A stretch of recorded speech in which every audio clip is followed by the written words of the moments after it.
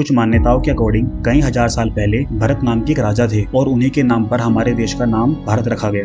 कुछ मान्यताएं ये भी कहती है कि राजा भरत भगवान राम के पूर्वज भी थे और सिर्फ यही नहीं बल्कि ऐसे कई भरत नाम के व्यक्ति हुए हैं जिनके नाम पर भारत का नाम रखा गया बताया जाता है।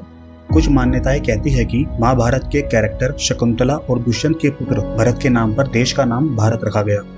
एक भरत नाम के चक्रवर्ती सम्राट भी थे। कुछ मान्यताएं कहती है कि उनके नाम पर भारतवर्ष नाम रखा गया। संस्कृत में वर्ष का मतलब इलाके से भी होता है। इसके अलावा बहुत से लोग ये मानते हैं कि राम भगवान के छोटे भाई भरत के नाम पर भारत का नाम रखा गया।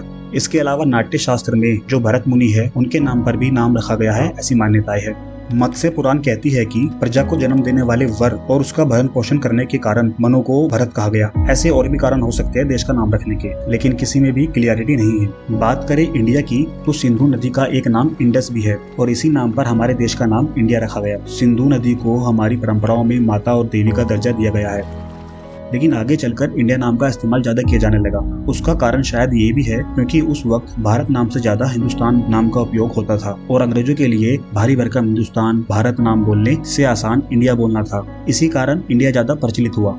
लेकिन पॉइंट ये है कि दोनों ही नाम हमारे देश की विशेषताओं की वजह से रखे गए हैं और इसीलिए दोनों को ही संविधान में जगह दी गई है। ऐसे ही फारसी लोग स का उच्चारण ह करते हैं तो इसलिए सिंधु का हिंदू बन गया। ऐसी बहुत सारी चीजें हैं जो इतिहास में हुई है, लेकिन क्या उनको बदलना इतना जरूरी है?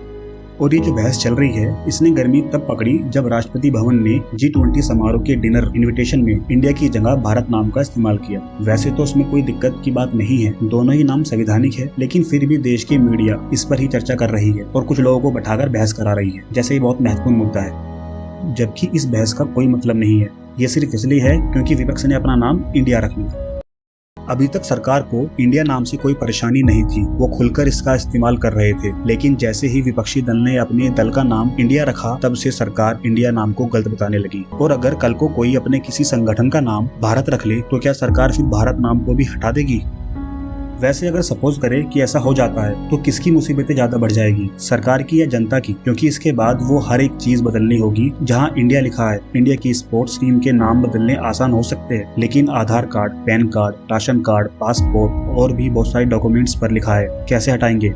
और फिर इंडिया लिखे हुए सभी नोट कैसे चेंज होंगे? क्या फिर से नोटबंदी की जाएगी? क्या फिर से पूरा देश लाइनों में खड़ा होगा? क्या देश की ऐसी हालत है कि वो ये अफोर्ड कर सके? और जब ये किया जा सकता है जो इतना जरूरी नहीं है, तो फिर मैकाले का दिया हुआ अंग्रेजों का एजुकेशन सिस्टम कब हटाया जाएगा जो देश के बच्चों को नौकर बनना सिखाता है? या फिर अच्छी शिक्षा के बजाय देश का नाम बदलना ज्यादा जरूरी है? और कब हम क्रिकेट खेलना और देखना बंद करेंगे? ये भी अंग्रेजों की देन और गुलामी की निशानी है। पूरे देश में हर जगह जहाँ इंडिया लिखा है वहाँ भारत करने में कितना खर्चा होगा और कौन देगा? क्या किसी देश को ऐसे खर्चे करने चाहिए जो देश बार बार कर्ज लेता हो? पिछले 70 सालों में जितना टोटल कर्ज लिया गया उससे दुगना कर्ज पिछले 10 सालों में लिया गया है। पूरी दुनिया के बड़े बड़े देश अपने नागरिकों को फ्री में वर्ल्ड क्लास एजुकेशन देते हैं और एक देश जिसमें एजुकेशन पर मैक्सिमम टैक्स लगता हो और फिर भी वो खुद को विश्व गुरु कहता है।